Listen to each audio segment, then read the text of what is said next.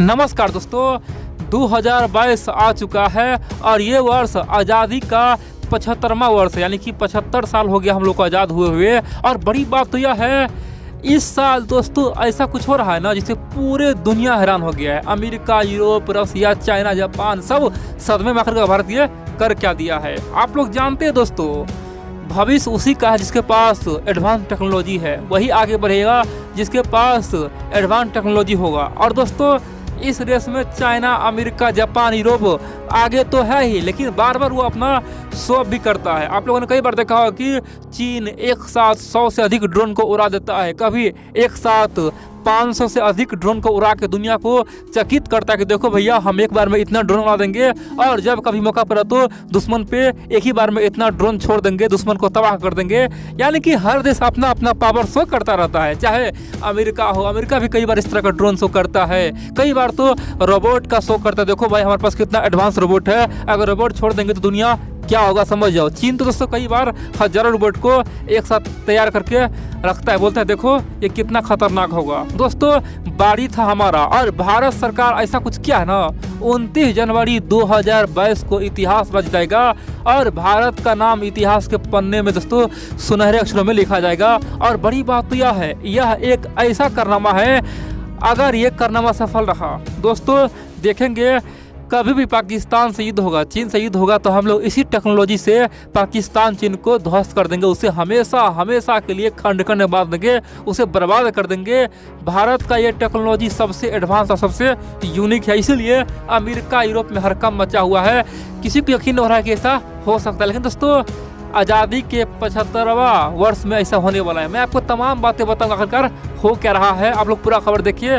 लेकिन इन सबसे पहले आप लोगों को बोल दूं दोस्तों, आप लोग वीडियो को पूरा देखते हैं लेकिन वीडियो को लाइक करना ही भूल जाते हैं। प्लीज़ यारो आप लोग वीडियो को लाइक करें, चैनल को सब्सक्राइब करें और एक कमेंट अवश्य करें, क्योंकि आप लोग का केवल इतना ही काम से हमें यकीन होता है चलो भाई हमारे साथ कई सारे मित्र खड़े हैं जिसे देशभक्ति वीडियो पसंद आता है। ठीक है, तो चलिए हम लोग जानते हैं आखिरकार हुआ क्या है। दोस्तों आप जानते हैं गणतंत्र दिवस यानी कि 26 जनवरी के 3 दिन बाद यानी कि 29 जनवरी को हर साल बीटिंग रिट्रीट सेरेमनी मनाया जाता है, यानी कि इस दिन गणतंत्र दिवस का समाप्ति के रूप में देखा जाता है और भारतीय सेना का पावर देखा जाता है। ये बीटिंग रिट्रीट सेरेमनी भारत का जो राष्ट्रपति भवन है उनके सामने में होता है। और बड़ी बात यह दोस्तों, गणतंत्र दिवस का जो तैयारी है ना हम लोग 24 जनवरी से शुरू करते थे, लेकिन अब की बार क्या हो गया है, अब 23 जनवरी से ही शुरू हो जाएगा। यानी कि हम लोग अपने वीर सपूत जानते हैं दोस्तों, भारत के पहला प्रधानमंत्री कौन था,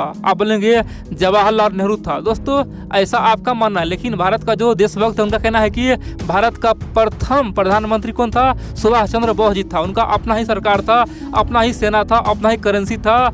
यानी कि जब अंग्रेज भारत में था उसी समय उनका एक आज़ाद हिंद सेना तैयार हो गया था, इसीलिए भारत का प्रथम प्रधानमंत्री आप सुभाष चंद्र बोस जी को बोल सकते हैं। तो उनके मान सम्मान में भारत सरकार ने अब तय किया है कि 23 जनवरी से ही अब हर साल गणतंत्र दिवस का तैयारी होगा। 23 जनवरी से लेकर 29 जनवरी तक ये तमाम प्रोसेस चलेगा। और बड़ी बात यह दोस्तों, अब दिल्ली में दोस्तों खासतौर पे जहाँ पे इंडिया गेट दोस्तों उसके पास में भारत का जो वीर सपूत है दोस्तों सुभाष चंद्र बोस जी का, उनका एक बहुत बड़ा प्रतिमा लगाया गया है, स्टैचू लगाया गया है और लोगों को बता रहा है कि भैया अपने इस युग पुरुष को मत भूलो, उन्होंने क्या नहीं किया था देश के लिए, उन्होंने क्या नहीं किया था, IAS का पढ़ाई तौब किया था, उसके बाद उन्होंने देश के लिए अंग्रेजों का नौकरी छोड़ दिया था, उन्होंने देश के लिए अपना प्राण न्यौछावर कर दिया और हम लोग उसे भूल गए हैं। दोस्तों भारत सरकार ने सबको याद दिलाने का फैसला लिया है, इसीलिए अब हर साल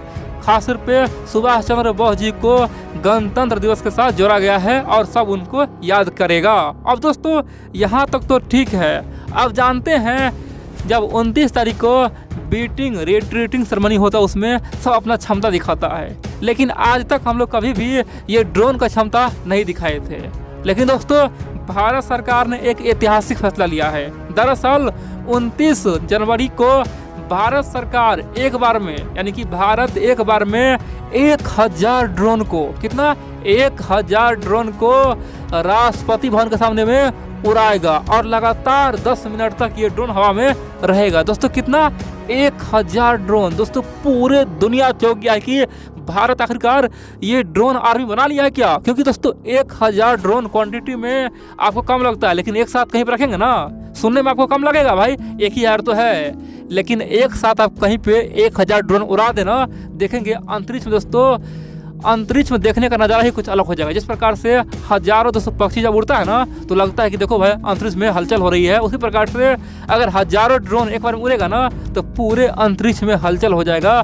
बड़ी बात तो यार दोस्तों, ये ड्रोन हमें कोई और नहीं दिया है, ना तो हम रूस से खरीदे, नहीं चीन से खरीदे हैं, नहीं किसी से खरीदे हैं, ये स्वदेशी ड्रोन है, भारतीय टेक्नोलॉजी से बना हुआ ड्रोन है। भारत का जो स्टार्टअप कंपनी है उन्होंने ये 1000 से अधिक ड्रोन बनाया है। और बड़ी बात तो यह, इस ड्रोन में जो भी सेंसर लगा हुआ है, जो भी खासतौर पे GPS सिस्टम लगा हुआ है, जो भी रिमोट सेंसिंग लगा हुआ है, जो भी खासतौर पर टेक्नोलॉजी उपयोग किया गया है, सब कुछ भारतीय है। और बड़ी बात तो यह दोस्तों, इस ड्रोन का पता है काम क्या है? इस ड्रोन का काम होगा भारत का पावर दिखाना, यानी कि 29 जनवरी को भारत अपना पावर दिखाएगा।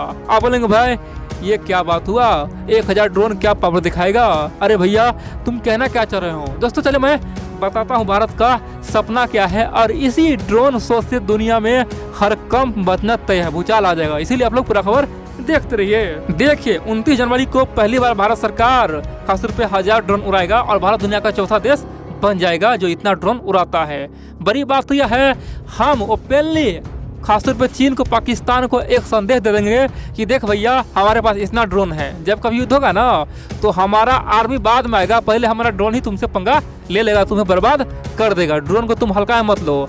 आज के समय में ड्रोन क्या नहीं कर रहा है, ड्रोन आज के समय में आर्मी के लिए खासतौर पर बंदूकें हो गए, गोले बारूद सप्लाई करता है, आर्मी के लिए खाना फूड सप्लाई करने में कामयाब है, आर्मी के लिए बहुत कुछ सप्लाई करता है, आर्मी के लिए सर्वेलेंस करता है, यानी कि बॉर्डर के उस पार क्या हो रहा है, यानी कि खुफिया निगरानी रखता है। इतना ही नहीं, ड्रोन अटैक भी करता है, यानी कि दुश्मन की सेना पे, दुश्मन के टैंक पे, दुश्मन के खासतौर पे फाइटर पे, मिसाइल पे ड्रोन अटैक भी करता है। यानी कि ड्रोन आजकल हर एक वो काम कर सकता है जो सोचना है पहले असंभव था। दोस्तों ड्रोन का युग आने वाला है, भविष्य में वही जीतेगा जिसके पास भयानक ड्रोन होगा, और इस क्षेत्र में भारत ने कदम रख दिया है, और इसीलिए 1000 ड्रोन को एक साथ उड़ाया जाएगा और बताएगा पाकिस्तान चीन को कि देखो जिस समय अगर युद्ध होगा हमारा सेना अपना काम करेगा ही, हमारा वायु सेना जल सेना अपना काम करेगा ही, हमारा ये जो ड्रोन सेना है ना वो तुम्हारे घर पे, तुम्हारे छत के ऊपर हजारों लाखों मात्रा में उड़ेगा और तुम्हारे एक शहर को ही उड़ा देगा, तुम्हारे शहर को बर्बाद कर देगा। इसीलिए